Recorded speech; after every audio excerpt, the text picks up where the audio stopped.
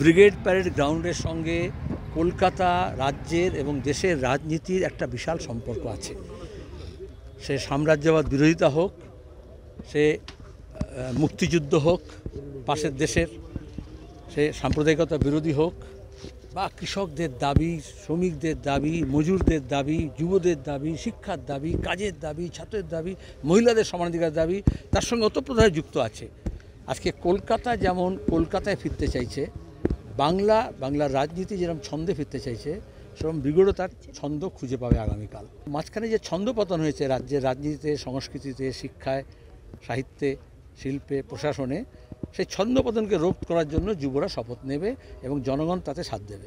Issue একটাই, রোজগারের issue.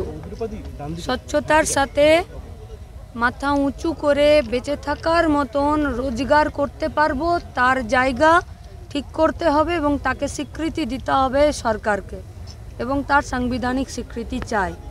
যারা এর পরিবর্তে লুট করছে, চুরি করছে, দুর্নীতি করছে এবং দাঙ্গা লাগাচ্ছে, তাদের বিরুদ্ধে এই লড়াইটা বিরামহীন। ফলত এটা শুধুমাত্র নির্বাচনের নয়, আবার নির্বাচনকে বাদ দিয়েও নয়। আগামীকাল 68 মানে 1968, 1980, 2024-এর 7 জানুয়ারি এবং যতদিন না পর্যন্ত এই গোটা রাজ্যের, গোটা দেশের বেকার ছেলেমেয়েদের হাতে কাজ ও শিক্ষার অধিকার থাকবে না, এ লড়াই চলবে বিরামহীন।